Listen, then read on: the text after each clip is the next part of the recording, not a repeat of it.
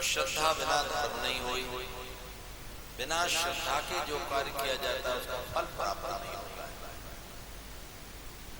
इसलिए धर्म की प्रत्येक क्रियाओं का आग्रह किया गया और आदेश दिया गया कि इनको निश्चित करो। क्यों? क्योंकि इनके करने से आपकी श्रद्धा बनेगी, और श्रद्धा यदि बन गई तो जहां जो कार्य करे वो तुरंत फलित हो जाता है। श्रद्धा न होने के कारण जितने भी पावन उपासना के कार्य हैं वे हमारे लिए पूर्ण लाभ नहीं दे पाते।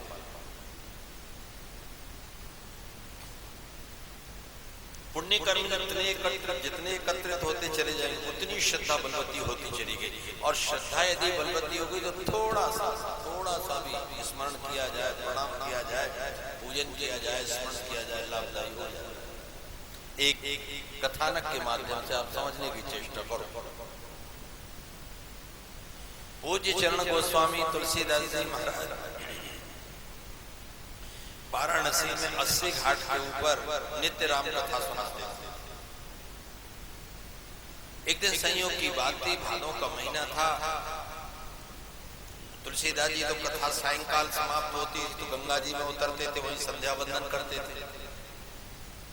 तब तक एक ग्वाला जो कथा सुनने आया था दूर गांव से, नाव में बैठकर गंगा जी पार करके, वो नहीं देख रहा था तुलसीदास जी नीचे गंगा जी में संध्या कर, वो घाट पे खड़ा कह रहा था कि आज की कथा सुनने से तो नरक मिलेगा।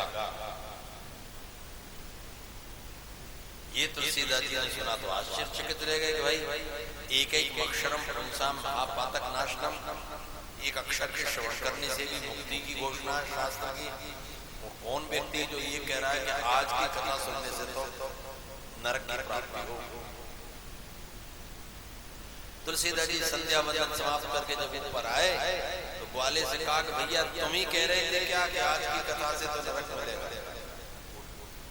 उसे क्या पता था नीचे तुलसीदास जी बैठ गए, वो संकोच में गड़ गया, चरणों में गिरा कर महाराज जी क्षमा करें, मैं ऐसे ही थोड़ा भाव में बोल रहा था, मुझे क्या पता कि आप यहाँ विराज कि नहीं बताओ तुम्हारे मन में भाव क्या?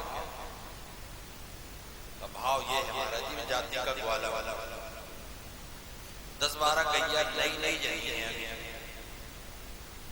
और मैं आया था तो नाव से आ गया था, लेकिन अचानक यहाँ तो वृष्टि हुई नहीं, ऊपर इतना जल बरस गया है कि एकदम से गंगा जी ऊपर हो गई। सायंकाल का समय होने वाला, कोई नाविक नाव नहीं डालता भैया, बहुत अधिक हो गया, अब नाव ना छोड़ जाए। तो मैं ये विचार कर रहा हूँ कि यदि आज मैं घर ना पहुंच पाया तो मैं छोटे बच्चा, कोई 8 दिन का, कोई 15 दिन का, ऐसे वो बच्चे दिन भर अपनी माँ को चिल्लाते हैं, और गायें भी दिन भर रमाती रहती है। आज रात्रि पर्यंत वो गायें भी बछड़ों के लिए छटपटाती रहेंगी, और बछड़े भूखे रहेंगे। ऐसा सोचते हैं महाराज जी की गाय यदि कष्ट पाले अपने द्वारा तो उससे नरक की रखना है, और गाय यदि सुख पा जाए दिव्य लोगों की प्राप्ति होती। आप ही जैसे महापुरुषों के मुख से सुना है। इसलिए मैं कह बैठा कि आज की कथा से तो ये हानि होगी कि वो बछड़े गाय एक दूसरे को व्याकुल रहेंगे, भूखे भी रहेंगे। 1 मिनट तक गंभीर हो गए स्वामी जी।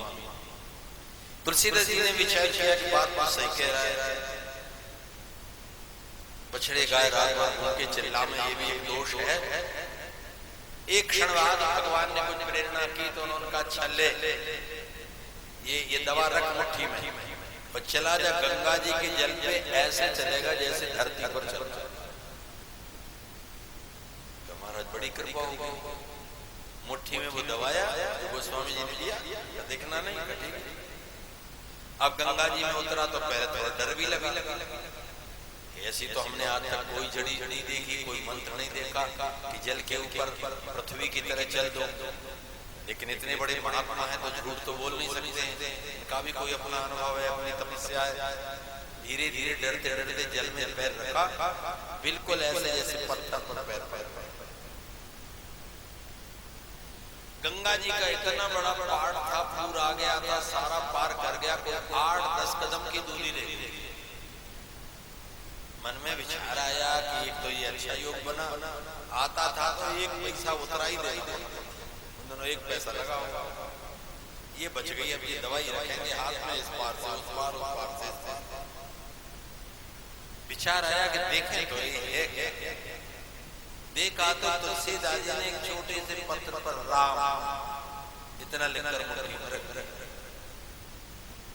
मन में आया ये तो हम ही जानते थे, बहुत बड़ी बात, हम तो कहीं पता नहीं कौन जंत्र मंत्र तंत्र मणि क्या जड़ी क्या हो, जो सोचा कि तो हम ही जानते, सोच गया। और गंगा जी तो रहेगी 10-12 तो सोचा इतना हम तैरना भी जानते। अब वो डूबा तो चला गया, वो जो हाथ में दिया था वो स्वामी ने। अब तैरा लेकिन अब गंगा जी का भी प्रवाह इतना तेज था कि उसकी तैराई भी काम नहीं कर पाई। फिर डुबकी गोचा खाने लगी, फिर मैं किनारा भी नहीं पा बह भी गया थोड़ा सा। एक बार ऊपर आया तो बड़ी तीव्र ध्वनि में चिल्लाकर बोला कि हे तुलसी के राम बचाओ। जो इतना कहा सोई जल के ऊपर आ गया। चला 4 कदम तो दूरी थी, चल करके आया किनारे पहुंच गया। आचार्य चरण गोस्वामी तुलसीदास जी के चरणों में गया तो गुरुदेव ये तो हम भी जानते हैं, लेकिन आज तक हमें इससे कोई लाभ नहीं हुआ। और आपका नाम लेकर के जब कहा तो आपका ऐसा कौन सा नाम है जिससे इतनी सफलता की प्राप्ति होगी। आचार्य चरण गोस्वामी तुलसीदास जी ने कहा बेटा राम नाम तो वही है, लेकिन बात यह है कि मेरी अपार निष्ठा है और तुम्हारी निष्ठा नहीं। तुम उसे सामान्य साधारण समझते हो। श्रद्धा यदि तुम्हारी बलवती होती तो तुम्हारे मन में ये भाव कभी नहीं होता।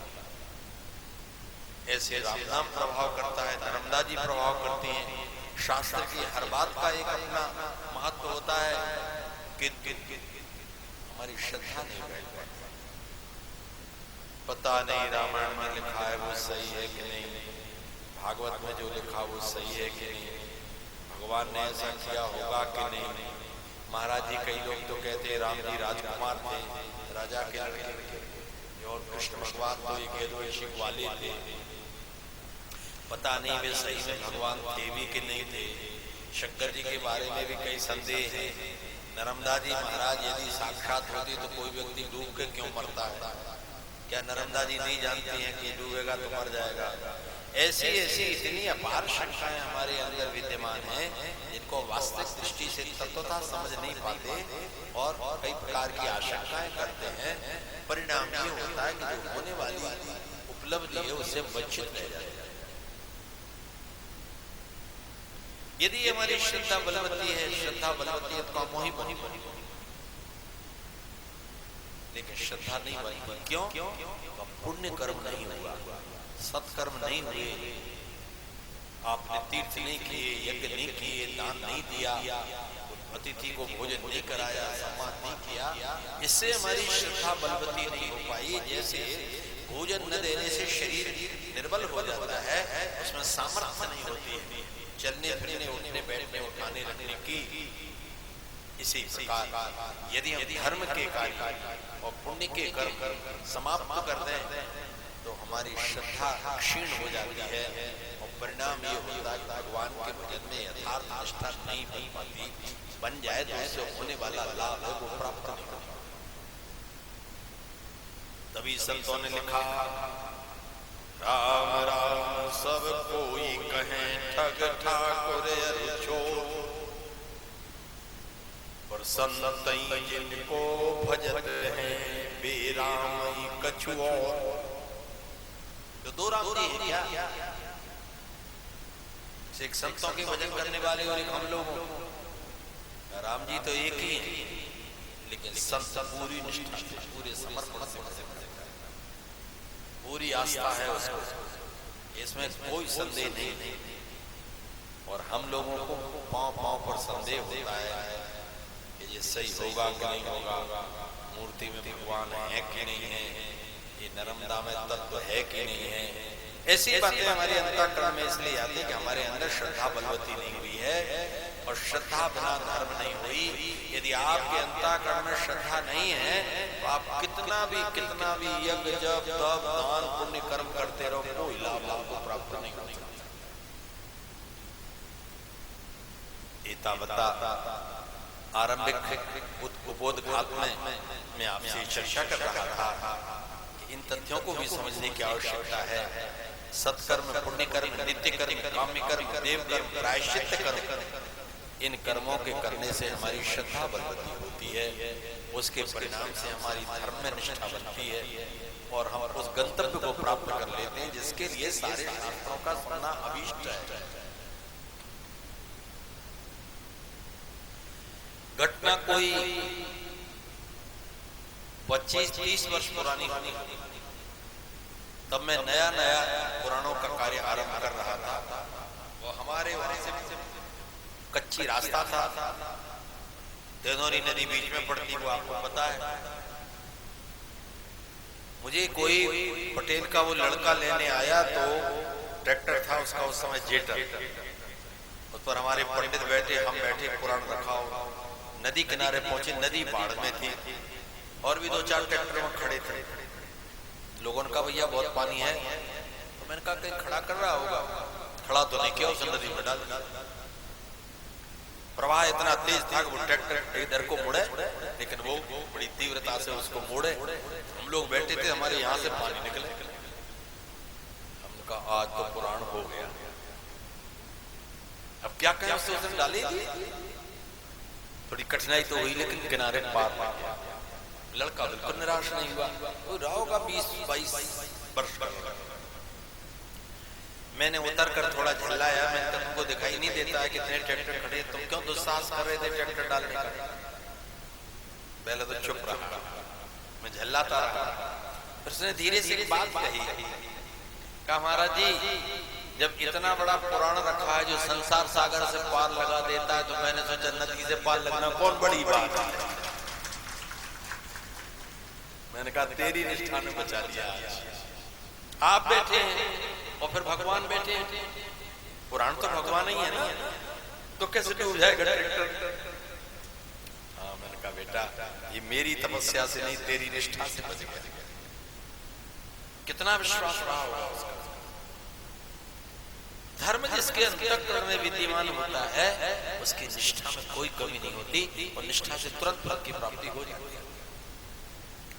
एतावता धर्म के कार्यों की बड़ी बड़ी नियम पूर्वक विधि को पूर्ण करना चाहिए, उससे हमारी निष्ठा परिपक्व होती है।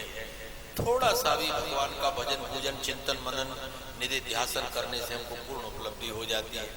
श्रद्धा के बिना कितनी जप करते रहो, कितनी तप करते रहो, कितनी तीर्थ यात्राएं करो, कोई लाभ नहीं। बोलिए भक्त वत्सल भगवान।